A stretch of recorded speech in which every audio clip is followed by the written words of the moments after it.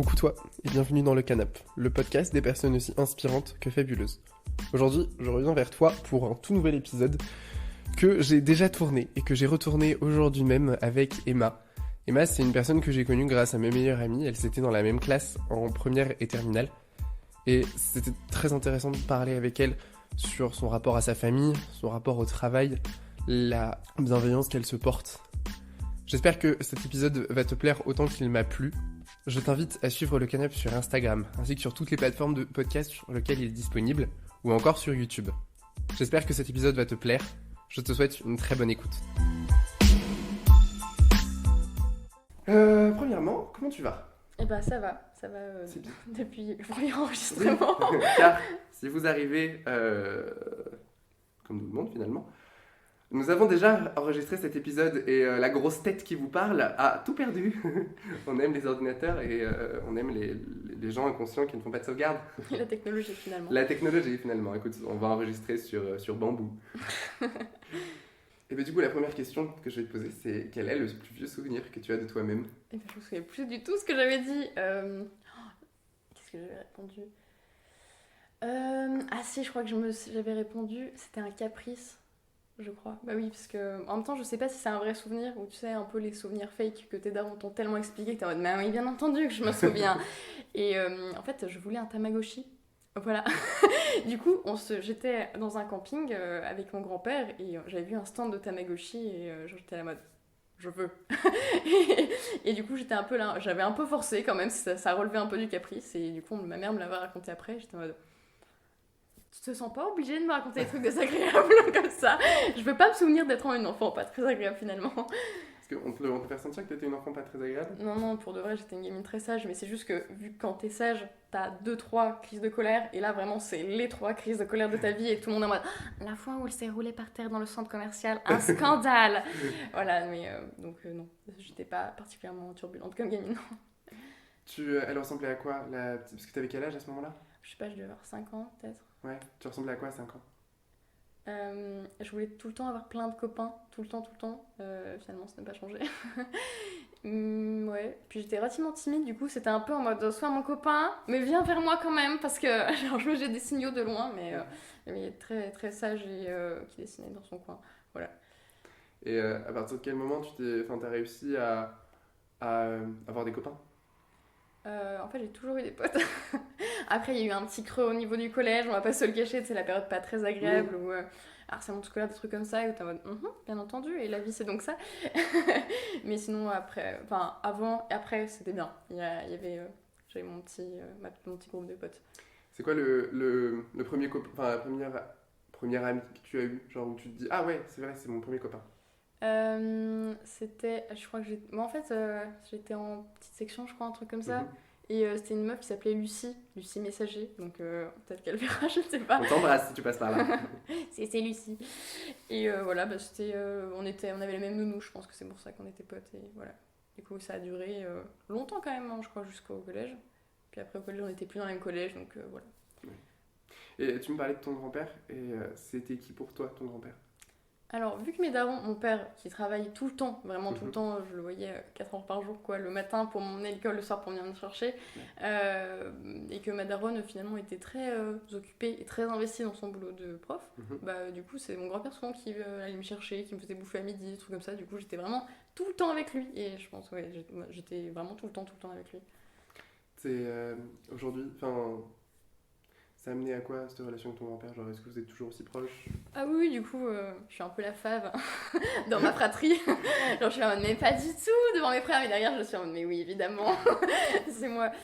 Oui, du coup, c'est mon grand-père qui prend des nouvelles régulièrement. Enfin, on se parle plutôt très très bien, alors que j'ai un rapport aux adultes de ma famille pas très proche de manière générale. Comment ça ? C'est-à-dire jamais, ou il y a eu une coupure qui a fait que... Je sais pas, il y a toujours eu une espèce de pudeur. Enfin, ça me viendrait pas trop à l'esprit de sauter dans les bras d'adultes de ma famille. Enfin, surtout si c'est mes oncles ou des trucs comme ça, mais après mes amis, tu vois, c'est différent. Je suis plus proche finalement que de mes amis, que de mes parents, où il y a une barrière de pudeur, quoi. Elle est là depuis tout le temps, ou tu l'as senti arriver à un moment ? Je pense qu'elle l'était moins avant quand j'étais vraiment gamine, mais à partir du collège, il y a bien un truc qui a dû changer, un rapport, et du coup, ouais. Après, là, à partir de ce moment-là, c'était vraiment la grosse barrière de pudeur. Puis après, mes parents sont pas non plus du genre à s'exprimer sur leurs sentiments, des trucs comme ça non plus, donc c'est pas... Enfin, c'est plutôt normal. Mais du coup, ça rend les réunions de famille, ça ressemble à quoi? C'est très très bizarre mes réunions de famille. Il y a mes parents qui sont très... Enfin, ma mère qui est très réservée sur elle. Puis après, il y a mes oncles du côté de mon père qui ont... comment dire ça? J'espère qu'ils n'écouteront jamais. Qui sont relativement beaux, enfin, on va pas se cacher. Tu peux partir, tonton. Partez tous les trois. Et avec mon père, et quand ils sont ensemble, vraiment, ça part en cacahuète et ça pose des questions. Alors Emma, as-tu vu le loup? Et je suis en mode... Non, je ne suis pas allée au zoo ces derniers temps parce que je ne savais pas à l'époque. Oui, ma mère qui se marrait et j'étais en mode ah, c'est pas bon signe. Mais peut-être m'expliquer les choses au lieu de me prendre en tête. Mais je pense qu'ils étaient persuadés que j'ignorais le propos. Mais bon, et avec mon grand-père dans le fond qui dit quelques petits trucs en mode mais Jean-Marie au fond, je me dis ah, arrêtez. Et avec mon frère, on se regarde en mode qu'est-ce que c'est que ça? Qu'est-ce qu'on fout là encore? Et ça fait que c'est quoi ton rapport genre à l'approche de Noël, tu te sentais comment? Bah là, étant donné que j'avais beaucoup de travail, j'étais juste là en mode bon, j'ai 5 heures à vous accorder, pas plus, vraiment pas plus. Mais d'habitude, je suis juste là en mode bon, bah, obligation familiale, écoute, on va faire les bonnes actions de l'année et voilà. C'est hyper froid comme rapport. Non, mais je suis pareil, donc t'en fais pas. Enfin, je pense que à partir du moment quand tu sens que bah, ça t'apporte du stress et de l'angoisse, bah. Ouais, c'est un peu anxiogène en général. Voilà, ouais. Bah, tu te protèges, quoi.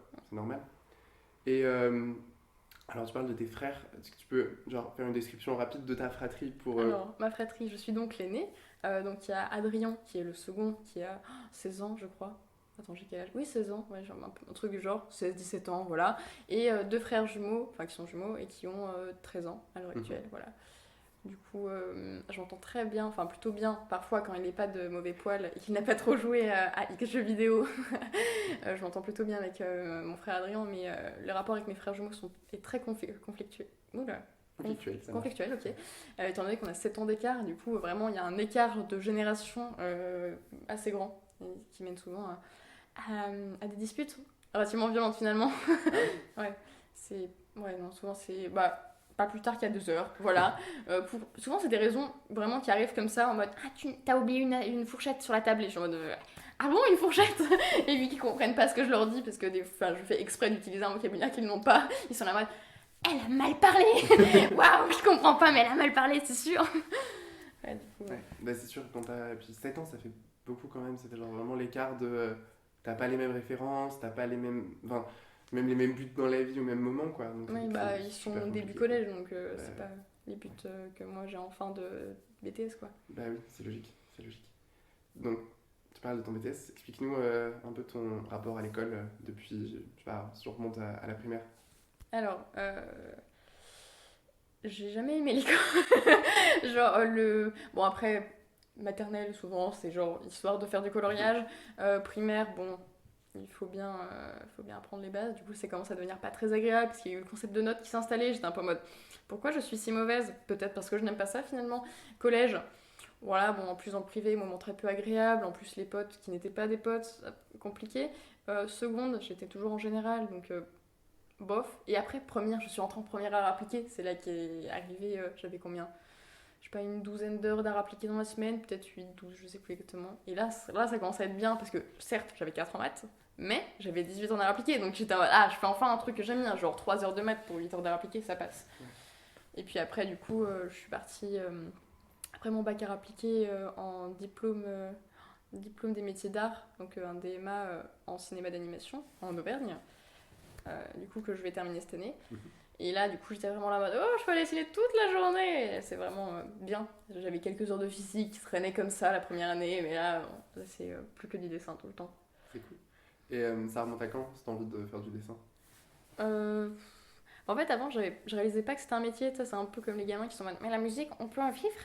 Et du coup, j'ai toujours voulu faire du dessin. Enfin, j'en faisais tout le temps. Mais au bout d'un moment, on m'a dit tu sais, on peut avoir un métier comme ça. Et puis ma mère m'a fait tu peux aussi avoir un métier stable. Calme-toi, va faire ingénieur, c'est mieux. Va faire ingénieur, tu gagneras ta vie. Tu ne seras pas troubadour, n'est-ce pas? Et j'étais en mode, bon, bah, ok. Et puis après, au collège, on m'a parlé du bac STD2A. Et j'étais en mode, je vais postuler en scred. J'ai postulé en scred, je me suis fait recal. Bon, voilà. Et après, en seconde, j'ai retenté où j'ai réussi à être sélectionnée, heureusement. Enfin, tu l'as vécu comment le fait de ne pas avoir été prise en seconde? Pour moi, c'était vraiment la pire chose sur cette planète. J'étais là, en mode, mon Dieu, ma vie n'a plus aucun sens. Est-ce que je devrais en finir ici avec la vie? Allez, je rends les clés, c'est bon. Je rends les clés, c'était fun, mais là, ça ne l'est plus. Et oui, non, vraiment, j'étais mal. Alors qu'en fait, j'étais en mode, t'en as vécu d'autres dans ta vie, t'es comme ça, meuf. Enfin, bon, après, c'était une première claque, ça m'a permis de bosser en seconde, alors que vraiment, l'envie de bosser en seconde générale, très peu présente, hein, la socio, la SES, parce que c'est pas de la socio vraiment, hein. La géo, tout ça, j'étais en mode, qu'est-ce que je fais là? Je comprends pas. Et en plus, il n'y avait pas d'option d'art dans mon bahut, c'était littérature et société. C'est hyper snob. Donc, ouais, non, très peu. Donc, voilà, je l'ai vécu comme la pire chose dans ma vie. Puis après, j'ai été prise en première, j'étais en mode, tout va dans ma vie. À partir de là, c'est du succès tous les jours de ma vie, hein. Qu'est-ce que tu veux dire? Qu'est-ce que tu veux? Tu disais que le collège c'était une période un peu down. Ouais. Tu nous racontes? En fait, du coup, en primaire, j'avais tout mon crew. Mhm.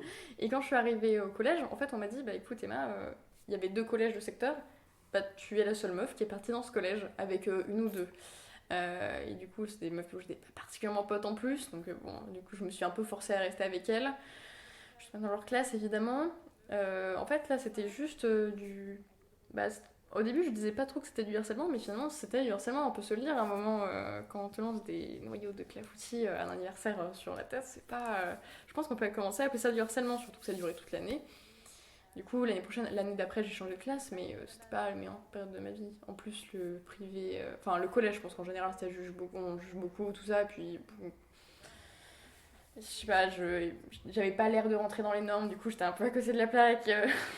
J'étais la meuf sympa qui dessine, mais bon, elle est drôle des fois, quoi. Je suis non, super. Trop bien. Tu les définirais comment les normes de cette époque? Alors, dans le privé, c'était un maximum d'apparence. Il fallait correspondre à une taille, à une morphologie, à les cheveux. C'était vraiment la base de la base, hein. Vraiment, j'étais en mode, là, j'ai les cheveux frisés, je suis désolée, hein. La raie au milieu avec les cheveux extrêmement raides, c'est pas, je peux pas, hein. Enfin, j'avais beau au lycée, en plus, ça se voyait.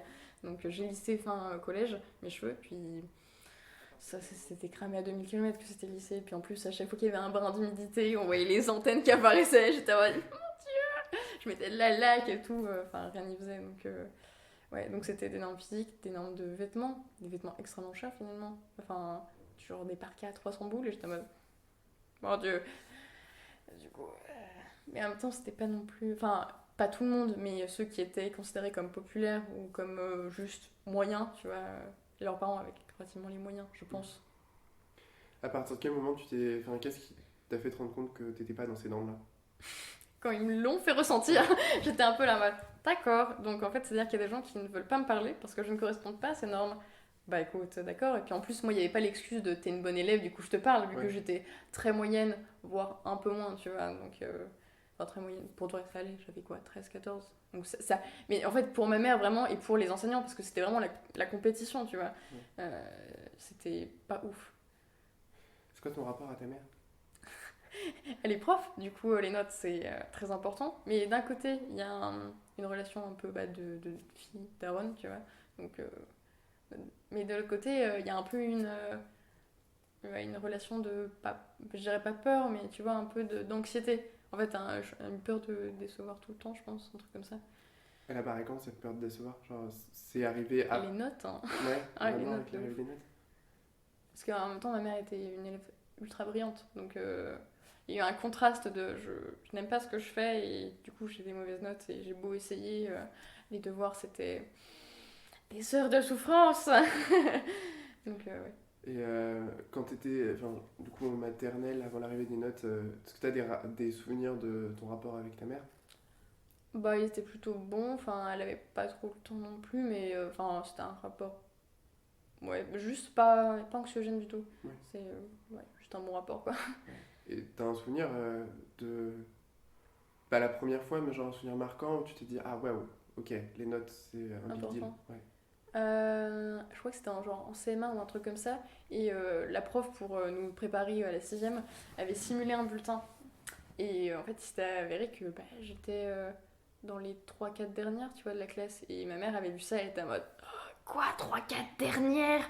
Et j'étais non, mais ça va, c'est pas si mauvais que ça. Elle me fait, tu te rends compte, t'as eu genre 12 là, et en primaire, si tu commences à 12 en primaire, au collège, ça va être quoi?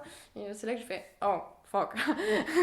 Et que j'ai commencé à cacher des notes au collège. En même temps, personne n'a envie de se faire défoncer pendant des heures pour un 7. Hein. Quand tu dis tu te faisais engueuler, c'était quoi les mots qu'elle... Enfin, pas forcément les mots, mais les reproches qu'elle te faisait. C'était en mode, t'aurais pu mieux travailler, tu t'es pas assez concentré, t'as pas fait assez d'efforts, enfin, tu me déçois vachement. Ah ouais, d'accord. Donc, déjà, genre, à 12 ans, tu pars sur une base de tes parents te disent tu me déçois. En fait, je pense que c'était un peu un truc de perdre le self-control pour essayer de faire avancer, mais le truc, c'est qu'à 12 ans, ça marche pas forcément. Ouais. Tu vas dire ça à un mec qui est en bac plus 2, lui dire c'est hyper décevant, tu vois. Ça peut-être qu'il y a un... Ça dépend des personnalités, mais moi, ça me ferait avancer aujourd'hui. Mais il y a 12 ans, j'étais un peu la mode. Je transpire quand je ramène une note en toute 14, quoi. Ouais, puis bon, surtout que déjà, c'était pas dingue au collège, donc ça fait que t'avais pas forcément de moment de répit, quoi. T'as réussi à te ménager des moments où tu pouvais souffler un peu? C'était pendant les vacances, c'est le moment où t'as pas de devoirs, il y a pas de... Même si des fois j'avais le droit à des cahiers de vacances, qui étaient purement plaisir. Mais ouais, non, pendant les vacances. Et pendant les week-ends, vu que du coup, je fonctionnais dans le sens inverse, et j'en branlais pas une le week-end. Hein. J'étais là, je vais dessiner, moi, ouais. Du coup, vraiment, la punition nulle. Et là, je vais te supprimer tes crayons, sauf qu'il y a des crayons partout à un moment. Et le moment où tu as annoncé à tes parents que tu allais sortir de la filière générale pour aller dans une filière art appliqué, ça s'est passé comment? Ma mère a fait un petit... Puis après, elle a fait... finalement, ça te permet d'avoir ton bac avec des meilleures notes. Peut-être qu'il vaut mieux quand même, parce que, en fait, vu qu'elle est prof et qu'elle est prof au collège, du coup, elle envoie des élèves en seconde générale ou pas, elle s'est très très vite rendue compte qu'il vaut mieux faire un très très bon bac pro qu'un bac général à 9,9, quoi. Oui. Donc c'était relativement... elle s'est dit, oui, fais ça, hein, clairement, au moins t'auras des bonnes notes, et après on verra. Bon, après, ça a été intermittent du spectacle. C'est donc ça dont tu rêves. D'accord. Ça revient aujourd'hui sur le tapis encore? Oui, mais ça c'est... du coup, je fais moi-même des blagues dessus pour éviter que mes parents enfoncent le couteau. Je fais à mon frère, mais t'inquiète pas, tu seras ingénieur, comme ça tu pourras me payer mon loyer. Tu pourras me payer mes crayons. Voilà, mais ma mère est toujours là, moi, mon Dieu, mais des écoles si chères pour finalement peut-être ne pas avoir de travail. Je dis, oui, ça s'appelle l'enjeu de la vie finalement. Ben oui, et puis bon, vaut mieux que tu fasses un métier où peut-être tu auras à peine de quoi vivre et tout, mais au moins tu auras du un fun, but dans la vie. Non, puis dans le sens genre tu te lèveras le matin en disant ok, je sais pourquoi je me lève le matin. Pas en mode je vais tester telle matière pour mon nouveau réacteur de je ne sais pas quoi. Mais ça va, je vais gagner 3000 € à la fin du mois. Non, mais bon, le jour où je gagnerai 3000 €, peut-être un jour. Bah oui, on sait jamais. Mais ouais, c'est sûr que c'est toujours compliqué quand les parents commencent à faire ah bon, tu vas faire un saltimbanque. Parce que, genre, même moi, je me souviens quand j'étais petit, je leur ai fait je vais être architecte. Et ils m'ont fait ouh, déjà, architecte, calme-toi. Il y a 3 crayons sur ta table. Et là, je leur ai fait journaliste et c'était là. Oui. C'est quoi la prochaine étape? Tu veux faire du cirque, c'est ça? Là, je veux faire de la trompette dans le Paris. Fuck. Sur le dos d'un singe, c'est jamais. C'est expérimental, maman, tu ne peux pas comprendre, c'est l'art, ça, le vrai. Ouais. Mais, comment t'as vécu, toi, à l'arrivée, du coup, en art appliqué, en première? En fait, j'étais un peu renfermée sur moi-même, et là, je me suis dit, écoute, nouveau lycée, personne te connaît, nouvelle vie, go. Mais j'étais hyper en mode, on est sur nos gardes quand même, hein, et on va check un peu quand même ce qui se passe. Et du coup, j'essayais de parler aux gens, mais du coup, les gens étaient forcément gentils avec moi que je leur parlais. Et par exemple, Salomé qui me fait ah, tu es Olivier, c'est le lycée? Je lui ai fait non, parce que j'étais en mode, elle est trop gentille, c'est pas normal. Mais c'est sûr, quand on te montre pendant 4 ans que être gentil, bon, tu finis par faire bolos, donc bon, on va arrêter d'être gentil du coup. Hein. On va être juste sur nos gardes tout le temps. Ouais. Mais du coup, j'étais vraiment en mode ah, meilleure vie. Puis je me suis dit, mais attends, mais les gens viennent d'eux-mêmes vers moi au bout d'un moment, c'est formidable. Et je me suis retrouvée avec en plus l'internat. Envoyez vos enfants à l'internat, hein, à part si ça se passe mal à la fin, mais vraiment meilleur moment. Je vivais avec mes potes H24, Du coup, maintenant, je suis ultra sociable et certainement dépendante de tous mes potes, mais dépendante affectivement, mais... Comment ça? Et en fait, avant, j'étais vraiment là, il faut que je sois seule, parce que quand tu es seule, tu n'as pas de problème finalement. Et, et puis après, j'étais à l'internat, et du coup, maintenant, quand je suis seule, je suis en mode, je suis pas très bien, il faut qu'il y ait des gens autour de moi, même s'ils me disent rien, tu vois, juste histoire d'avoir une présence autour de toi. C'est pour ça que quand j'étais en mode, enfin, je prenais un appartement toute seule, donc au final, je suis en coloc, mais je n'ai pas résolu le problème. Mais du coup, ouais. Mais bon, après, c'est étape par étape aussi. Enfin, Oui, mine de rien, ça fait pas longtemps du coup que tu as commencé à t'ouvrir aux gens et ça demande du temps, je pense. Après, je pense que c'est la dernière étape de ta vie quand tu commences à faire waouh, je suis seul dans une pièce et je n'ai pas envie de mourir. Ouh. C'est un bon moyen d'avancer. Mais c'est cool, c'est déjà genre vraiment plein de progrès quoi. Et ton rapport à tes frères, genre en fait, est-ce que tes frères ont eu le même traitement que toi par rapport à tes parents? Mon frère Adrien, du coup, l'aîné, enfin l'aîné, le second, oui, plutôt. Enfin, là, tu vois, ça c'est ma période collège, lui c'est maintenant. Ouais. Du coup, à chaque fois en repas de famille, je suis en mode chacun son tour, je ne peux pas t'aider, écoute, que vas-tu? Et puis lui, c'est un truc différent, lui c'est jeux vidéo tout le temps. Du coup, c'est plus facile à confisquer que des crayons, n'est-ce pas? Et puis après, mes frères, ils ont des problèmes de type dyslexie à un très haut niveau, du coup, parents sont plus tendres en mode ah vous faites chier, enfin ils ne disent pas ça littéralement mais ça fait chier que vous ayez des mauvaises notes, mais d'un autre côté on peut pas trop faire autrement, hein. Il y a l'anglais à un moment, ça compliqué, hein. C'est un petit peu compliqué. Bah oui. Et du coup, genre, du coup, j'imagine la scène en repas de famille, tu te laisses comment à ce moment-là, genre quand on fait remarquer à ton frère, enfin tes frères du coup que bon, l'école quand même, hein? Ah, il faudrait que t'aies un métier quand même. Voilà. Je me mets bien en retrait parce que je me suis dit dans 3 minutes ça peut tourner sur moi. Donc je suis là, excellente ces patates mamie. Dis donc c'est quoi la sauce? Et bon voilà. Ouais. Du coup je ferme bien ma gueule à ce moment-là et bon, je parle avec ma grand-mère souvent qui est en mode ah oui du coup la sauce au poulet. Mais d'ailleurs je vais t'apprendre comme ça tu seras une femme bonne à marier. Mamie calme-toi. Allez, non, s'il vous plaît, Quand même. pas tous à la fois. Et du coup, alors, est-ce que c'est la même grand-mère du côté du grand-père de... Non pas du tout. C'est D'accord. la grand-mère paternelle qui est très en mode la sauce au poulet. Je pense que enfin si un jour on est parents on fera des trucs comme ça et Ouais. ça se trouve on entendra notre gamin dans un podcast 4 ans plus tard faire non mais ma mère m'a traumatisée à cause de mes notes, on sera à la mode putain merde et voilà mais bon ils ont fait comme ils ont pu j'imagine. Tu voudrais être parent, toi? Écoute 3 frères c'est beaucoup d'enfants autour de moi de manière générale, mes oncles et mes tantes ça y va à gogo, j'ai à peu près une dizaine de cousins, je suis en mode écoutez finalement on va sauver la planète, on va pas avoir d'enfants. C'est pas plus mal. Oui. Non, un chat, un chien, mais pas Super. d'enfant. Ça meurt plus vite. Ouais, puis je trouve que c'est moins stressant. Enfin, moi, des fois, je vois mes parents agir et je suis là, mais genre, ça va être compliqué de faire ça, mais ça va être compliqué de faire différemment. Enfin, l'angoisse perpétuelle de dire, Peut-être que je suis un mauvais parent. quelle névrose à mon enfant vais-je créer aujourd'hui? Ouais, c'est compliqué. Mais bon. Ah, de ne jamais être en parent finalement. Bah ouais, mais en même temps, c'est cool les petites choses. Genre, t'es en mode, ah, c'est mon enfant, je vais Ouais. transmettre des choses. En même temps, je peux transmettre, je fais des vidéos YouTube, je transmets aux gens. Enfin, Oui, ça, je veux dire, faites ça avec des gens adultes qui comprennent ce que tu dis Voilà. finalement. Oui, non. Mais je sais pas, les enfants, ça me fait un peu peur, je suis un peu là en mode, mais. En plus, j'ai un rapport aux enfants un peu compliqué.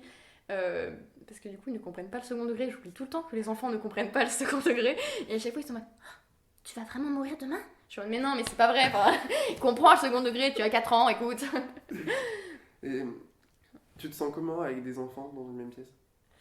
Relativement mal à l'aise, hein. Tous les adultes là, qui veulent me donner leur bébé là, mais arrêtez de faire ça.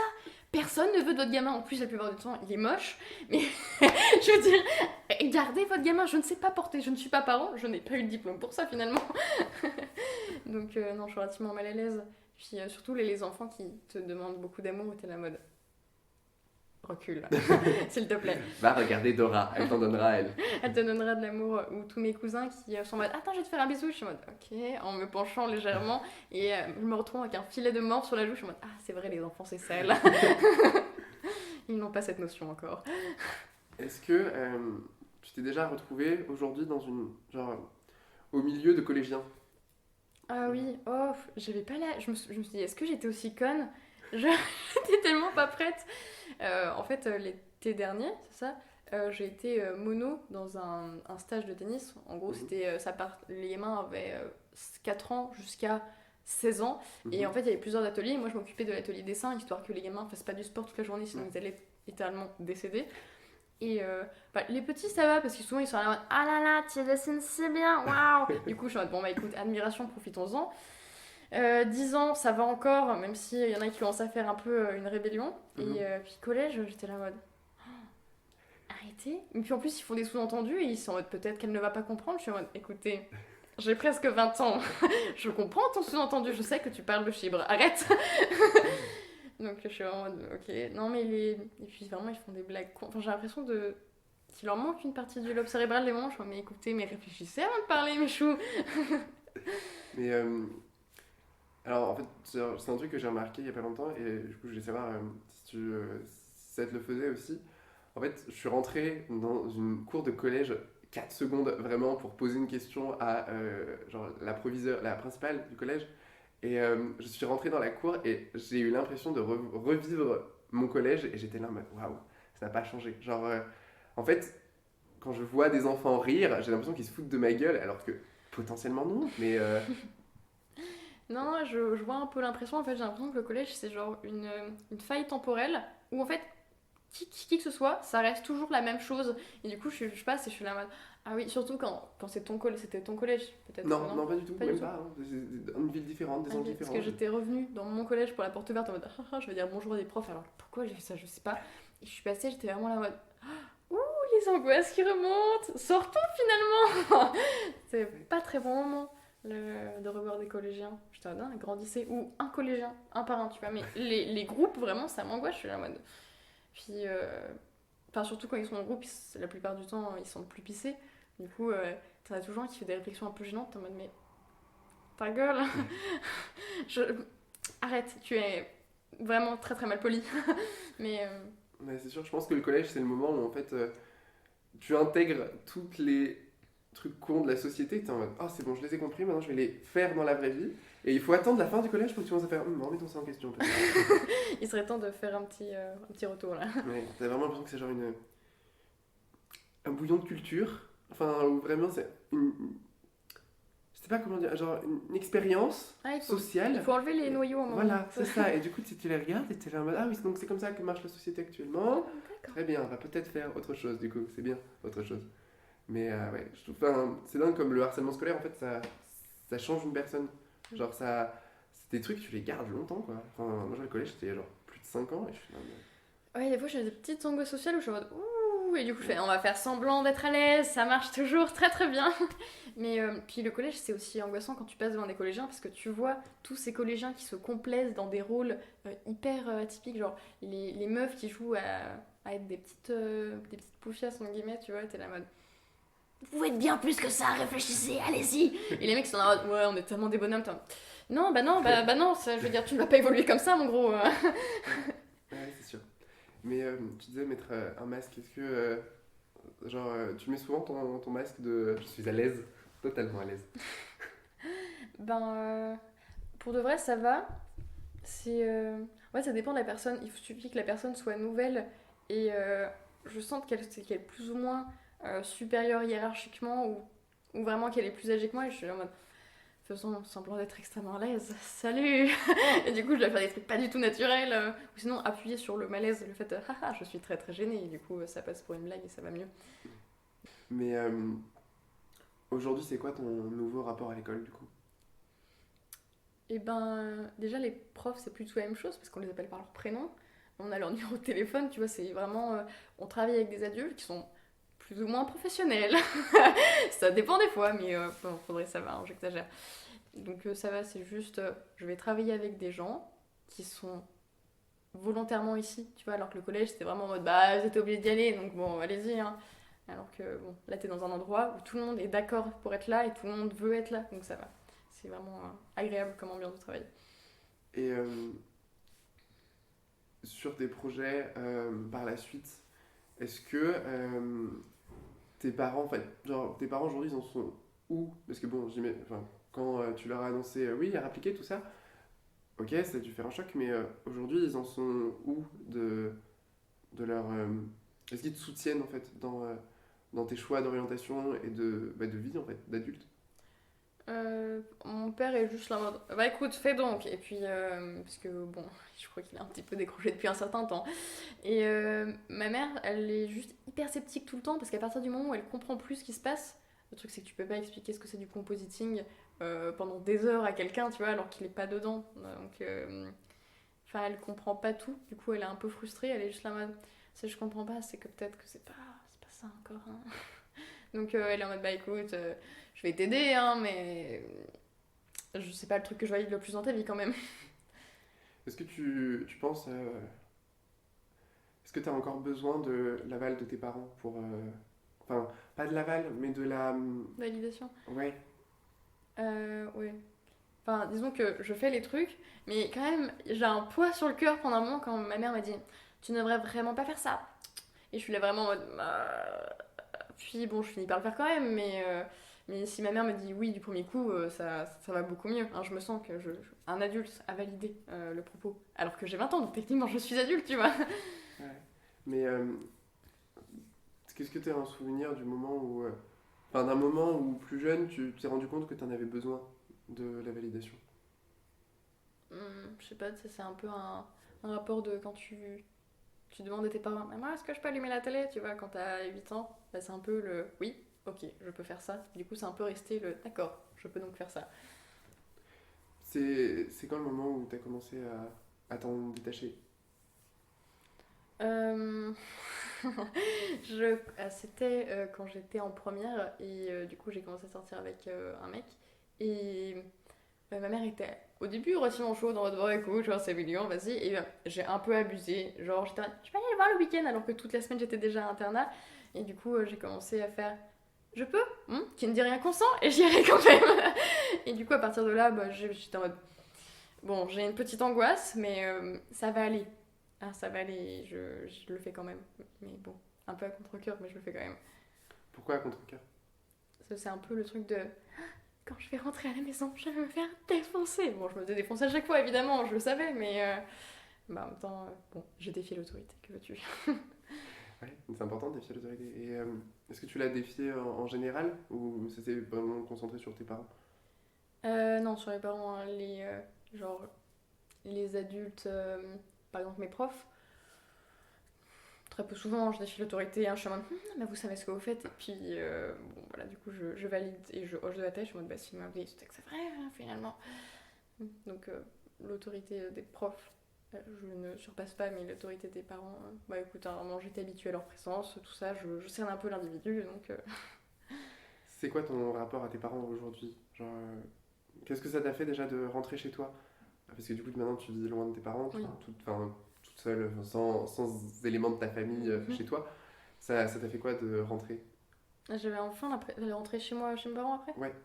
Je suis en mode, ah bon, bah, ça fait quand même un peu plaisir de rentrer. 3 jours, et après je me dis, bah, déjà le niveau sonore, c'est tellement pas la même chose. Hein. On fait moins de bruit à 15 qu'à 6 dans cette maison. C'est incroyable, je suis toujours là en mode, j'ai mal à la tête. Du coup, je suis un peu en mode, bon, bah ça va, parce que les premiers jours, mes parents sont contents de me voir, puis après ils font, mais en fait. Et puis je suis en mode, ah non, ça y est, le conflit il arrive, ça y est. C'est pas. Ouais, j'en ai vite marre. Donc là, je suis en mode, je rentre mercredi à Clermont-Ferrand, parce que j'ai du travail. Hein. Ouais. Et ça t'a fait quoi de. Genre, le moment où tu as déménagé, parce que bon, l'internat, tu étais quand même toute la semaine loin de chez toi, mais tu rentrais le week-end Mhm. et il y avait quand même. Bah, tu vivais chez tes parents, juste la semaine t'étais en internat pour des soucis genre pratiques de Mhm. temps de trajet. Mais ça t'a fait quoi le moment où t'as posé tes sacs dans ton nouvel appartement et t'as fait ok, là c'est chez moi. Enfin, genre, pas. J'ai eu Je le un, partage avec quelqu'un, mais c'est pas chez mes parents. j'ai eu un petit moment enfin un petit moment qui a bien duré 15 jours, tu vois, un peu de vertige où je suis en mode, je suis tellement perdue parce que j'ai du coup pas vraiment perdue, mais j'ai été éloignée de tous mes potes d'un coup, donc ça fait hop là, tous tes potes avec qui tu vivais tout le temps. Je me suis retrouvée qu'avec une seule personne qui faisait partie de mon cercle d'amis et j'étais en mode, oh là, qu'est-ce qui se passe? Et puis Au début, je me sentais pas très intégrée dans la classe non plus. Du coup, j'étais en mode, oh, compliqué. Puis après, j'étais vraiment, bah maintenant, je suis épouse, hein, je suis en mode, plus jamais je retourne chez mes darons, hein, c'est horrible. Si je fais une pause dans mes études l'année prochaine, je trouve un appart, je veux pas retourner chez les darons.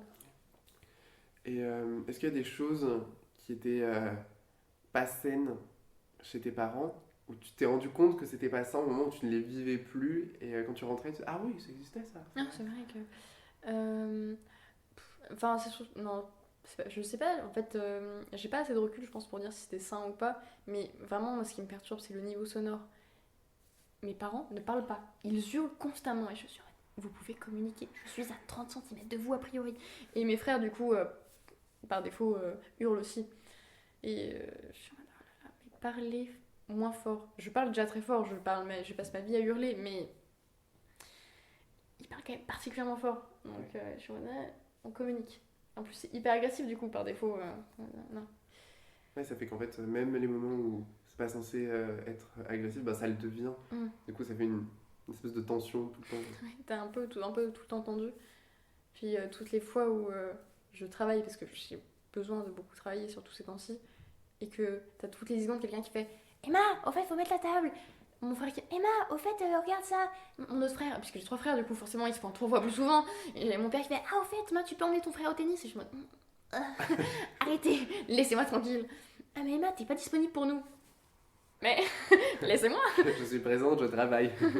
Je fais acte de présence, c'est déjà pas mal. Est-ce qu'on on te demande de faire quoi, enfin, c'est quoi les injonctions quand tu es chez toi qu'il faut que tu fasses absolument tout le temps? Bon, les trucs qu'il faut que je fasse absolument, c'est les trucs de base, tu vois, du genre les tâches ménagères. Oui. Bon, jusqu'à là, tout va bien. Et puis, mes darons aimeraient vraiment beaucoup que je m'investisse dans le sens en mode venez, on va aller au cinéma, venez, on fait une partie de je sais pas trop quoi. J'ai pas le temps et j'ai surtout pas très envie, hein. Mais j'ai pas le temps officiellement. Ouais, c'est sûr. Ils ont du mal à, je trouve, quand étant vu bébé avec la seule préoccupation de changer ta couche, ils ont du mal à comprendre que tu as des préoccupations genre de type travail. Oui, c'est ça. Non, mais tu n'es pas adulte, Emma. Tu n'as pas les impôts à compléter. Je dis, oui, bien sûr, mais j'ai. Enfin, je n'aurais peut-être, avec mes revenus, je n'aurais peut-être jamais d'impôt à compléter. Oui, c'est vrai d'ailleurs, mais. Oui, mais tu sais, j'ai des choses à faire. Enfin, oui, avec tes illustrations, je me parle bien. Ok. Ouais, il y a encore cette espèce de mépris de. Ah, Oui, ça va, c'est du intermittent. dessin, ça va. Tu vois, c'est pas des c'est vrais. pas du travail, tu Oui. t'amuses. Oui, ça, tu prends. Je vois pourquoi tu serais payé pour ça. Et si. Si, si, dans la vraie vie, il y a des gens qui sont payés pour ça, maman, je te jure. Ouais. Ça s'est passé comment le moment où. Bah, en fait, ça devait être du coup en même temps au collège, où t'as senti que ton corps changeait et que, en fait, tu passais de enfant à adolescent. Eh ben, écoute, étant donné ma morphologie, ça allait, hein, il n'y a pas eu de changement extrêmement radical. Juste, il y a eu une poussée en termes de taille. Je suis passée de 1m50 à 1m70 en 5e. Où j'étais là en mode, ouhou, je suis immense. Et du coup, bah, depuis la 5e, fin 5e, début 4e, bah, je n'ai pas changé du tout. Voilà, j'ai ce corps depuis un certain temps déjà. Donc voilà. Et c'est à partir de quel moment que t'as dit ok, je suis plus un enfant. Enfin, là, tout de suite, je sais, c'est bon. Je suis sortie de l'enfance. Bah, dans ma tête, je suis un peu encore une enfant, mais si je suis une enfant ou les pas enfants, moi écoute, fais ce que tu veux. De loin, tu sais, en mode, on donne des sous de temps en temps pour vivre, mais bon. Et j'arrive pas à me dire adulte, alors que 20 ans, techniquement parlant, t'es adulte, hein. Et moi, à 20 ans, je pensais trop que t'avais des enfants, t'avais un métier stable, je vais être intermittente du spectacle, je sais pas ce que je fais l'année prochaine, tu vois, c'est pas... Non, non, moi j'étais... Moi, je suis toujours une enfant dans ma tête, hein. Tant que je sais pas ce que je veux faire de ma vie et tant que j'ai pas de métier, je pense que je suis encore une enfant. Donc, enfin, genre le moment où tu vas être considéré adulte sera le moment où tu auras une forme de stabilité. Alors, stabilité... On parle d'animation, hein. Bah, le jour où j'aurai travaillé une fois au moins en tant que, je sais pas, dans le métier de l'animation, je sais pas ce que je vais faire exactement encore, mais... Au niveau de ton rapport avec toi-même, genre, pas l'ego, mais enfin, l'amour propre en fait, t'en es où? Alors, on est parti de loin, hein. Oh là, le collège, les pantalons en velours côtelé orange, c'était pas de def, c'était pas de... C'est une sale période, hein. Vraiment, là, je partais de très très bas. Quand j'étais gamine, ça allait très très bien, parce que j'avais toujours mes potes qui étaient là, oh Emma, et j'étais un peu le leader, tu vois. Et puis collège, ça fait non, ta gueule, hop là. Et j'étais ok, super. Et après, le lycée, bah, j'étais le nouvel élément de la classe. Du coup, les gens étaient en mode un nouvel élément. On était 6 nouveaux éléments, mais vu que j'avais décidé d'être particulièrement sociable, ça marchait plutôt très bien. Et du coup, dans ma classe actuelle aussi, ça marche plutôt bien. Du coup, mon ego monte en puissance en termes de confiance en soi. Là, on est bien. Du coup, je me permets plus de trucs, donc je suis plus en plus à l'aise, donc ça va. On est bien là. C'est-à-dire? Euh, Bah, du coup, les gens te font ressentir que tu as de la valeur. Voilà, du coup, ça, surtout certains amis proches de ma classe. Et donc, je suis en mode, ah, bon, je vaux quelque chose en termes d'être humain, c'est bien. Donc, ça veut dire que je peux me considérer comme quelque chose à part entière de valable. Ouais. Mais t'as encore besoin que quelqu'un te le dise. Ah oui, non, mais ça, c'est la validation perpétuelle des gens, hein. Et puis en plus, il y a aussi le facteur de ça dépend quelle personne. Les gens qui ont le compliment facile, je suis un peu en mode, je ne prends pas vraiment en compte ce que tu me dis finalement. Alors, Mais quand tu te regardes, et quand tu te mets face à un miroir, tu vois quoi? le matin, le matin très tôt. Non, mais souvent je me dis, bon, écoute, comment est-ce qu'on va se faire pour, je sais pas, pour fournir une prestation maximum. Mais ça, c'est ma vie en général, c'est, écoute, tu vas te fournir une prestation maximum de ce que tu peux faire en général, et puis ça sera bien. Puis écoute, tu feras mieux les prochaines fois, hein. Donc là, ça va mieux. Avant, j'étais vraiment là, oh, quelle prestation de merde. Et maintenant, c'est en mode, bon, on va faire encore mieux. Ça va, là, on est bien, on fait mieux. Ouais, c'est déjà plus positif et Oui. plus. En fait, plus bienveillant envers Oui. toi-même, en fait. C'est cool, c'est bien. Et tu disais tout à l'heure que tu avais une position de leader. C'est-à-dire qu'en fait, quand tu arrives dans un groupe social, comment tu te places? Euh, En fait, c'est la vie de la plupart des gens, j'imagine, mais j'aime bien être le centre de l'attention, mais pas trop non plus. Genre juste la personne qu'on remarque par des points positifs et pas la personne qui crie en plein milieu. Du coup, ça se manifeste par, je sais pas, j'essaie d'être drôle des fois. Voilà, et bon, ça marche plus ou moins bien selon les gens, hein, n'est-ce pas? Les gens qui ne comprennent pas le second degré, où je suis toujours un peu en mode je ne possède pas l'humour premier degré, je ne sais pas. Donc voilà, j'essaye de.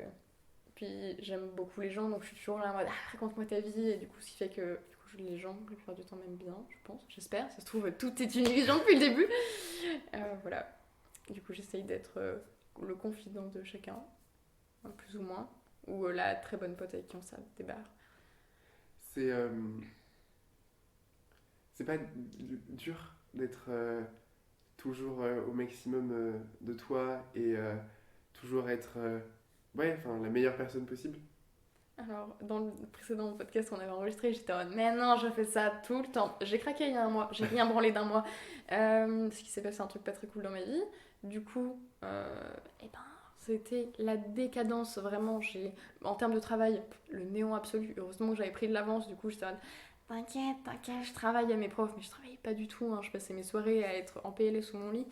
Donc voilà, donc déjà merci à mes potes d'avoir été là, mes potes de ma classe, où j'étais en mode, oh, ça fait si peu longtemps qu'on se connaît, ils sont si investis, waouh. Tu l'as vécu comment le fait de péter un câble? J'ai culpabilisé beaucoup parce que je faisais rien et j'étais. Et puis d'habitude, c'est moi qui aide les gens. Et là, j'étais en mode. Particulièrement deux potes de ma classe, Ewan et Lucas, qui ont passé plusieurs soirées avec moi jusqu'à 7h du matin. Parce qu'ils avaient non, mais tu vas mieux te sentir, on va être là, tu vois. Et j'étais vraiment en mode c'est trop gentil, on se connaît depuis 1 an et demi, j'en peux plus. Vous êtes des amours. Mais je culpabilisais un peu de leur prendre leur temps aussi, parce que vous aviez du travail aussi. Alors qu'en plus, Ewan avait un peu de retard dans son travail. J'étais en mode oh, je lui prends tellement de temps. Je suis désolée. Donc, c'est même quand les gens sont gentils avec toi, tu culpabilises en disant mince, je leur pompe du temps et de l'énergie. Là, vraiment, je pompais beaucoup de temps Ouais. et d'énergie. Enfin, je pense que ça va en général, mais là, ils étaient beaucoup là, hein. J'étais vraiment en mode, ah, vous êtes si gentils. Est-ce que tu l'as vécu comme un échec? Le fait de plus être au maximum de tes capacités et Un peu, mais on s'est avoué que je sauvais les apparences, tu vois. Genre, c'est un peu comme quand t'as perdu un pneu et que tu trouves un truc rond et tu fais bon, allez, on le met là-dessus, ça fera l'affaire pendant un temps. Et c'est ce qui s'est passé pendant un mois où j'étais en mode bon, on va faire semblant, on va faire ce qu'on peut. Puis des fois, j'étais juste là en mode, je ne travaille pas de toute la journée. Je suis devant mon ordinateur que je regarde et je ne fais rien. Et du coup, c'était un peu un échec. Mais un échec dans le sens où t'es pas productive ou un échec envers toi-même en te disant, enfin genre, est-ce que ça allait jusqu'à, ok, je suis vraiment une mauvaise personne de ne pas travailler. Bah, c'est pas je suis une mauvaise personne, c'est juste. Je me déçois un peu quand même. Enfin, d'habitude, t'es plus constante. Parce qu'en général, je suis relativement constante dans ce que je fais. Et là, je dois. Ah, bah, la courbe, elle s'est cassée la gueule, hein, vraiment cassée. Mais. Ouais, non, j'étais très déçue de moi-même. Après, je disais pas non plus que j'étais une mauvaise personne, mais j'étais en mode, je m'énerve passablement, mais j'avais pas trop d'énergie pour faire un truc. Donc j'étais en mode, bon, bah, je vais juste rester comme ça, hein. De toute façon, il n'y a rien d'autre à faire. Mais t'arrives à être bah, bienveillante avec toi-même en fait en te disant, c'est pas grave ou c'est encore compliqué. Bah, à un moment, au bout d'un mois, tu fais un peu le deuil de. Ah là là, c'est vraiment pas bien, hein. Du coup, t'es juste en mode, bon, c'est pas grave. Ça t'arrive jamais, ça va. Et puis, au final, euh, pour selon que ce qui s'est passé, enfin, de l'événement pas cool dans ma vie, j'ai mis un mois à m'en remettre. Donc, en termes de temps, j'étais en mode. Je pensais mettre 3 ans, mais donc ça va, hein. Ça va, on est bien. Ça va. Et t'en es où aujourd'hui? Comment tu vas? Bah, là, je me remets à travailler. Je suis là, bon, écoute, t'as rien branlé pendant un mois, c'est le moment de travailler beaucoup, beaucoup, beaucoup. D'où mon absence familiale. Oui, mais genre, toi, sans parler du Ah, travail, comment tu vas? bah, sur la pente remontante, hein. Enfin, du coup, mes amis du DMA, de ma classe, oui, certains potes en particulier sont vraiment très présents, donc ça fait vraiment très plaisir. Puis, je sais pas, je pense que j'accorde plus de crédit à mes potes mecs parce que ils lâchent moins bien le compliment, tu vois, et moins rapidement. Du coup, vraiment, quand ils sont en mode, mais non, t'es vraiment une bonne personne, mais non, ça va aller, t'es belle, t'es forte, intelligente, je suis en mode, ouais, allez, go soulever le monde. Donc là, ça va mieux, ça va vraiment mieux. C'est cool. Il y a un truc que tu as dit tout à l'heure, c'est je sais pas ce que je vais faire l'année prochaine. Est-ce que c'est une source d'angoisse pour toi? Ouais, ouais, j'ai tout à l'heure, juste avant de venir, ma mère était en mode, bon, on va s'occuper de ton avenir. Et j'étais en mode, bon, je liste les écoles que j'aimerais tenter, enfin que je vais tenter. Et là, j'ai vu les dates de rendu, des portfolios et tout. Et j'étais en mode, oh là là là là, c'est dans 30 jours. Ah, pourquoi?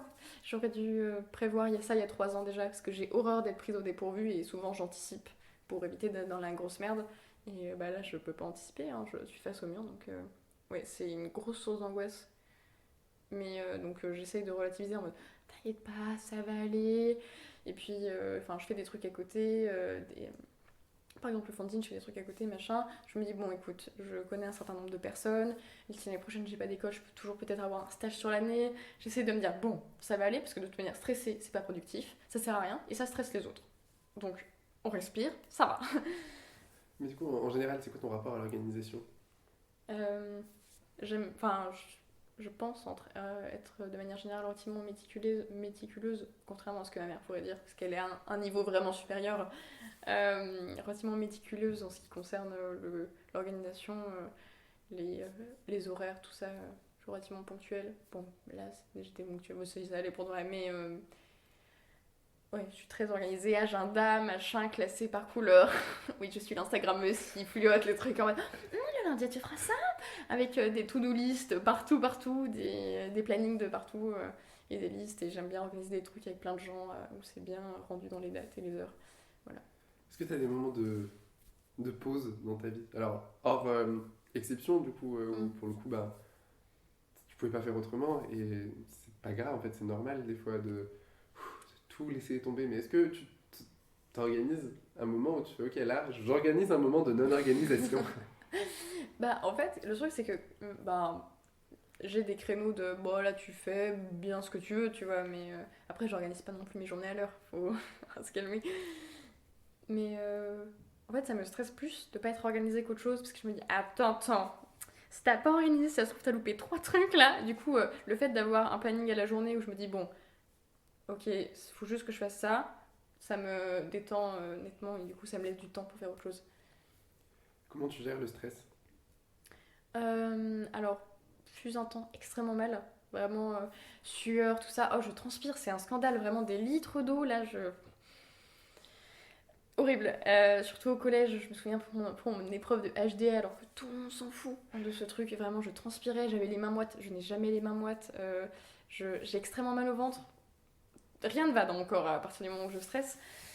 Et puis après, surtout en arrivant au DEMA, où je me suis. Enfin, en terminale appliquée, où le stress était constant finalement, je me suis dit, attends, quand tu stresses, ça veut dire que tu communiques ton stress aux autres. Est-ce que les autres ont envie de stresser alors qu'ils stressent eux-mêmes?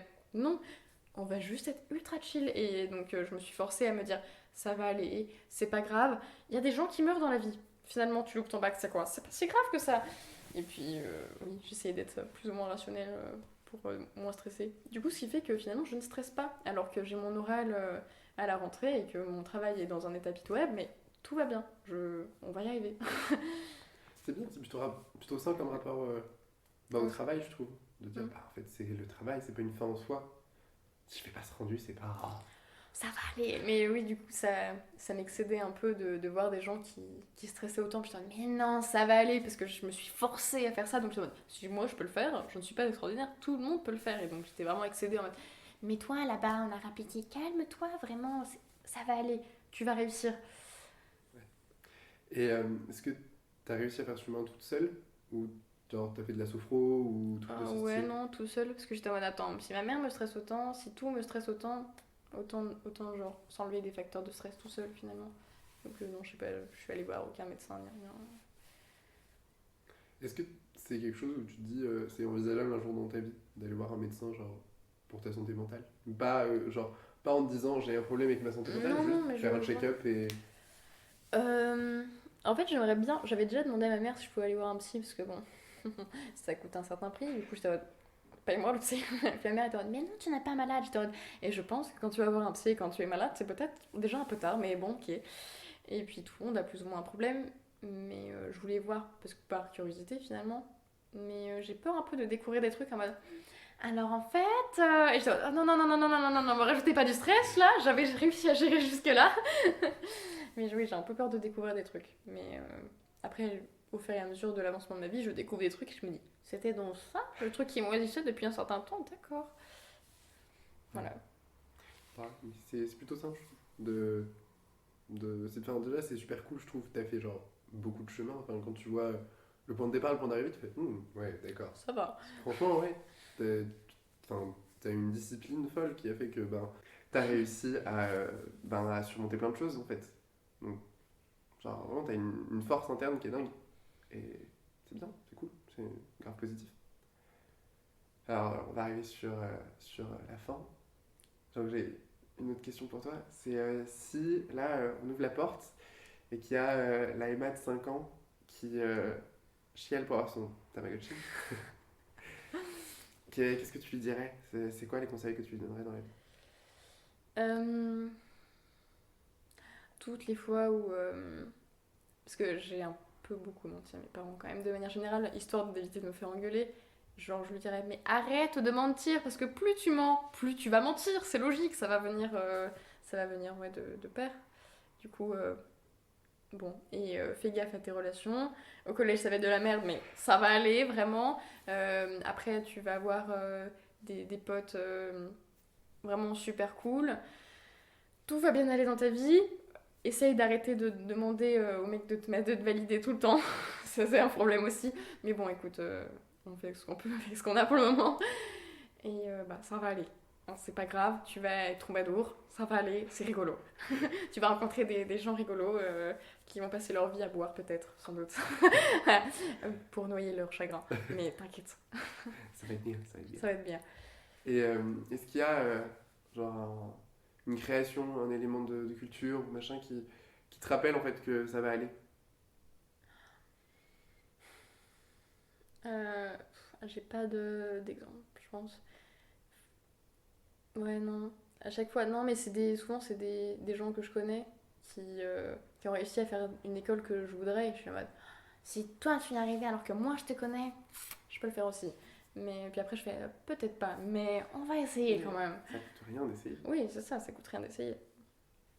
C'est cool, je trouve que c'est plein de positifs et Alors, je vais te dire, parce que la dernière fois, je trouvais que t'étais très dur avec toi-même. Et je trouve que là, il y a quand même beaucoup plus de bienveillance et de. Mais c'est vrai, genre la dernière fois, je me suis dit, waouh, ça, ça allait dur quand même. D'accord. Et là, je te sens, bon, fatigué, mais plus, plus en phase avec toi-même. Enfin, pas en phase, mais plus gentil avec toi-même. Plus, Ouais. je te fais des caresses un peu. Voilà. Ah oui, Voilà. c'est bien. Que à l'avant-bras, mais ça va. Voilà. C'est cool. Bah écoute, merci beaucoup. Bah écoute, pas de quoi, c'était bien chic.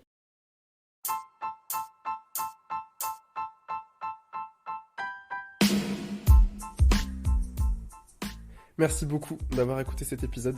J'espère qu'il t'aura plu.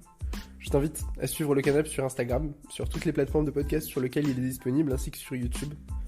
En attendant le prochain épisode, n'hésite pas à me conseiller des personnes que tu as envie d'écouter dans le canap. Je te retrouve dans 2 semaines. D'ici là, prends soin de toi.